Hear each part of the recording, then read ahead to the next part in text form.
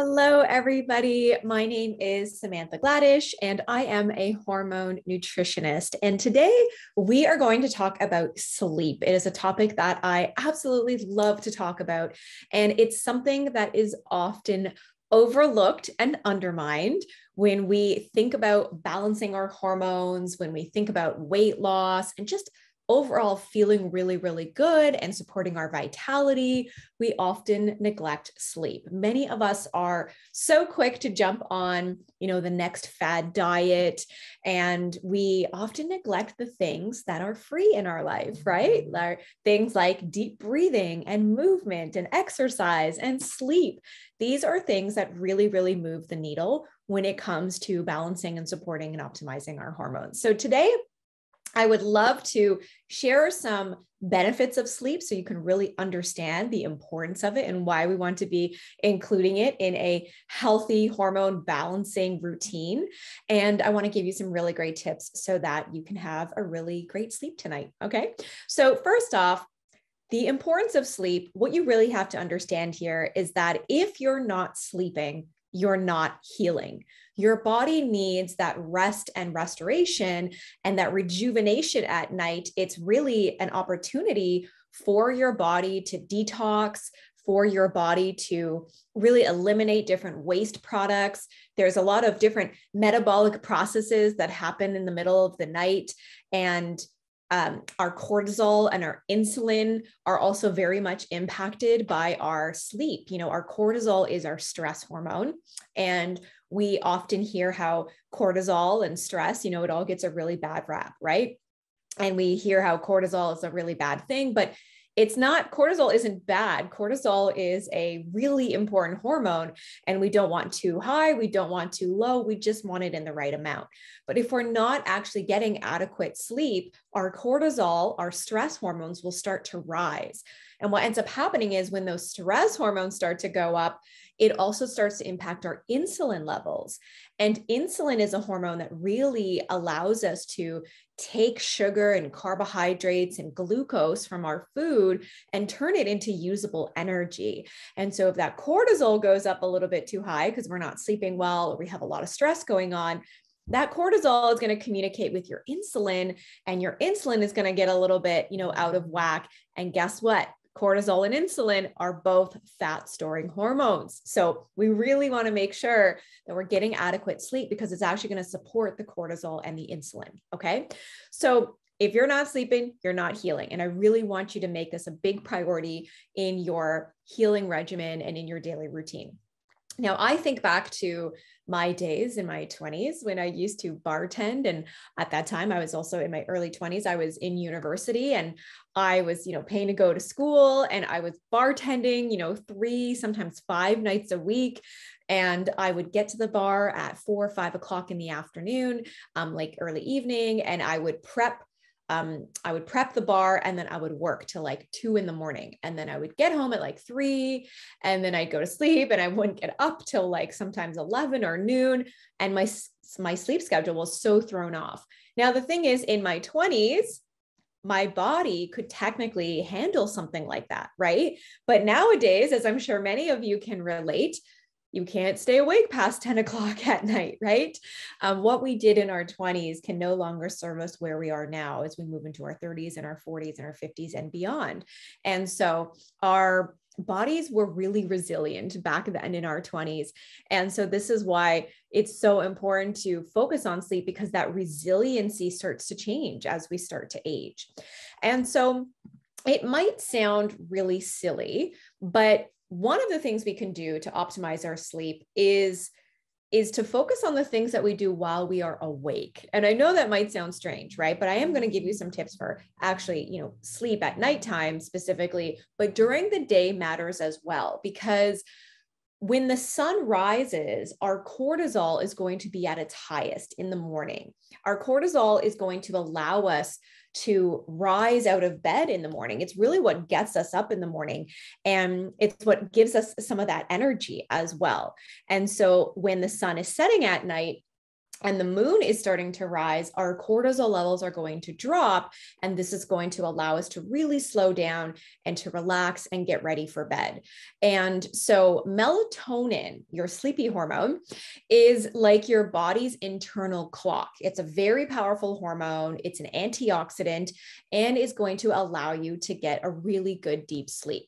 So while you are awake, it's really important that you improve your melatonin levels. And how you can do that is to expose yourself to enough sunlight during the day. Okay. We need that sunlight during the day, and exposing ourselves to that wide spectrum light. It really, what it does is it allows our bodies to produce enough serotonin. And serotonin is our happy hormone, which maybe you've heard of before. And serotonin and melatonin, kind of like cortisol and insulin, they're going to communicate to each other. So when we wake up in the morning, we've got that cortisol that helps to rise and get us out of bed. And then when we expose ourselves to sunlight and that wide spectrum light, we are actually producing healthy amounts of serotonin. And in turn, that serotonin is going to allow us to produce sufficient melatonin at night. So the sunlight is really, really important. And what happens is most people wake up, they eat breakfast, they make their coffee, they get in their car to go to work. And then they go to work, they're under artificial lights all day at the office. And then they get back in their car, they go home, and they're at home, right? So where do we ever really get sunlight? Where are we really exposing ourselves to enough light? Now, maybe we are on the weekends when we have some more free time and we're off work and we can, head outside and do things like that. But it's really important that we focus on getting that daily sunlight, even on a cloudy day. It is really, really important. So any sort of artificial light, any sort of indoor light that you are, if you're in your office and all the lights in your office, that's going to provide you with roughly like 500 to possibly 5,000 lux, L-U-X, lux of light. But outdoor sun exposure, even if it's on a cloudy day, that can expose you to anywhere from 10,000 to roughly 25,000 lux of light. So that's a really massive difference. So we're not getting enough of that wide spectrum lux light. And we are getting blue light. We're getting blue light off of our computer screens, which you are probably watching this on right now.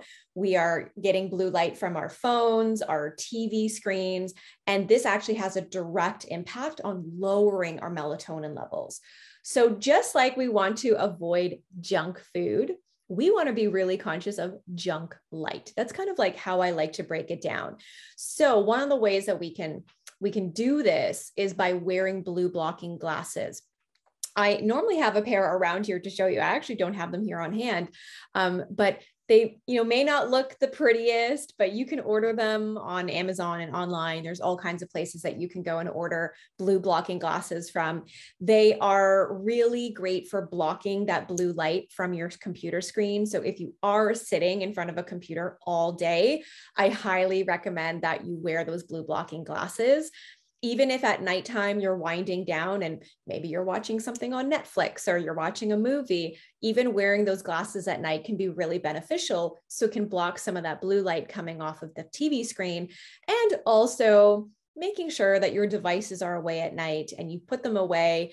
You're not looking at your phone or lying in bed and scrolling through emails or on social media at nighttime, because again, that blue light is really going to impact our melatonin production. Okay. So that's a really important thing to keep in mind and to remember. And one of the ways that we can really improve that melatonin production and support our sleep is by minimizing the blue light and getting outside and exposing ourselves to a lot of sunlight.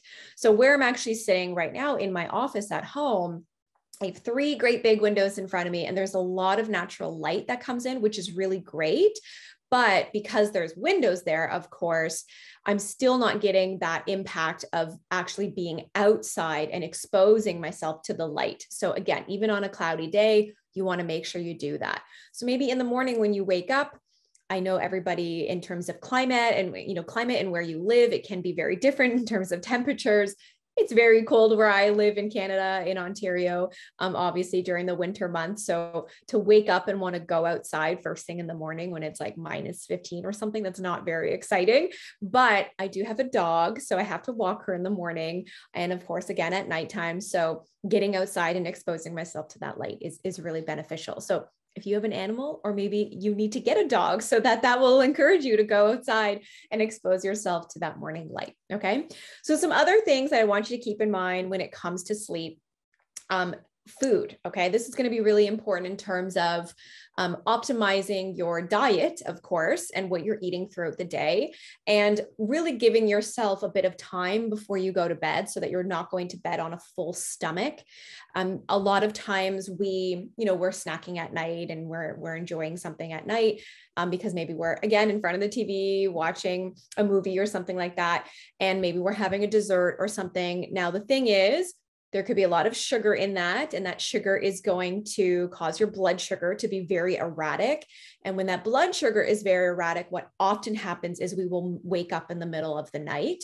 And then if we've eaten too much, our energy in our body is going to focus on the digestion of the food, not actually focus on the sleep and calming the body. So we want to be really conscious that we're eating a clean whole foods diet. We're getting in enough protein, enough fat, and enough fiber, really essential. And then we want to be conscious of our sugar intake and not eating too much, especially at nighttime before we're going to bed, because again, it's going to cause some erratic blood sugar and that can wake you during the night. Okay. And then that blood sugar, like I mentioned earlier, the issues with the blood sugar and our insulin, that's going to cause a bit of a stress response at night. So the last thing we want is our insulin overworking and our cortisol while we're trying to sleep and rest. Okay. Another thing to keep in mind is your bedroom and how you can overhaul your bedroom to really create a space that's conducive for sleep.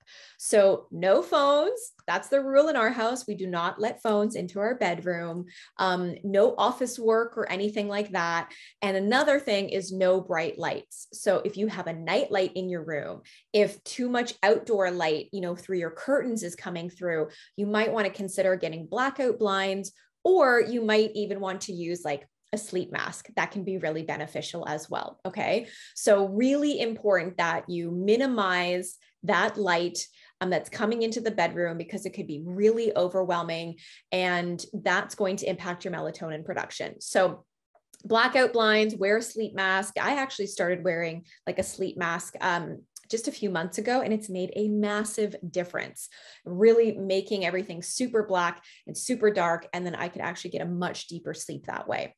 Okay. Another thing you can consider to really wind down at the end of the day and get your body into that calming zone, we can take a hot bath. This can be really beneficial, an Epsom salt bath, which is loaded with magnesium. And that magnesium is great for detoxification. It's great for calming the body. It's great for stress and anxiety and sleep. So soaking in an Epsom salt bath could be really beneficial, especially if you have muscle soreness going on as well, and you find that you are just like uncomfortable and maybe just some cramping and joint issues going on. Epsom salts can be really, really beneficial for that. Okay. So I definitely recommend soaking in the tub. And that is also going to help increase your body temperature too, being in a hot bath. And then it's also going to, as you get out of the tub and then your body temperature, tries to find its balance and its equilibrium again, that's actually really great for helping you to get into that restorative sleep. So I like to hop out of the bath and then, I might drink a tea or something like that, have a little bit of water, and then I go and I lie in bed and I read, and I find I'm just in this really great space of just calm and feeling really restful. And I can actually fall asleep a lot easier that way. Now you can also consider taking some really great sleep formulas at night. The Harmony My Sleep is going to be a great option if you are finding that, you're waking a lot and you have a lot of restlessness at night. Then Harmony Sleep can be a really, really beneficial for that. It contains sour cherry, which is actually very rich in melatonin. So you can eat sour cherries. Maybe you have them after dinner in the evening time and you can eat some of those sour cherries. because they're loaded with melatonin, which you're actually going to find in the Harmony My Sleep product. And it also contains hops, which activates melatonin. And that hops is also really calming for the system. So the Harmony My Sleep is a really great blend of herbs that's going to calm the body, help with that restlessness, and also give you that melatonin support that you need, so that you can have a really good deep sleep, which is really important. And then another thing that we can consider as well is to go to bed at the same time every night and wake up at the same time every day, because our body really, really craves routine. So it's so important to go to bed no later than 11 p.m. Okay. If you can get in bed around, ideally between that 9:30 to 10:30 mark, that's going to be ideal, because that's when our melatonin is going to be at its peak level. So melatonin actually peaks roughly between 11 p.m. and 3 a.m., give or take, 30 minutes. And so if we're not going to bed until midnight, but then we're not falling asleep till maybe 12:30-ish, we have a really small window of optimizing all that juicy melatonin production. And so this is why we want to make sure we are bumping our sleep time to at least around 10 o'clock, so that by the time we fall asleep, we have a really nice window of boosting up all that melatonin production. Because again, melatonin is a really powerful antioxidant, and we really want to, optimize the benefits of it.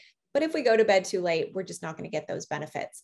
And then another thing to keep in mind is that waking up at the same time every day is going to be really important for supporting that circadian rhythm. We want to be rising with the sun, and then we want to be, winding down once the moon rises. And so balancing that circadian rhythm is really, really important. So keeping a healthy routine and a healthy sleep schedule of going to bed, around 10 o'clock and waking up at whatever time that looks like for you, and maintaining that on the weekdays, but also on the weekends as well. Okay. So those are some really quick tips that you can implement to really get a good night's sleep tonight, minimize those screens and the devices and that blue light that's coming in. It's going to lower that melatonin production. You can use some really great sleep herbs and aids that can help you to get a more restful sleep and relieve that restlessness that you might be experiencing. Take a hot bath, be conscious of what you're eating close to bed, and then make sure that you just have a really healthy routine and exposing yourself to that natural sunlight and getting outdoors as much as you can. These are really simple tweaks that you can include in your day-to-day life that's really going to help optimize your sleep, because I think we all have felt the effects of poor quality sleep.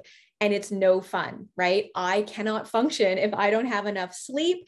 And just one day of bad sleep totally throws me off.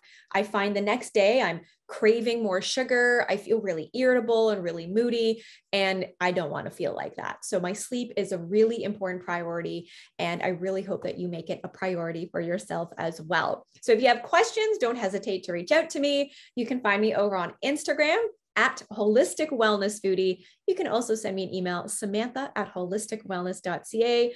Thanks so much for tuning in today. And I would love to hear from you and how these sleep tips are benefiting your sleep and overall helping you support your hormones. Thanks for being with me.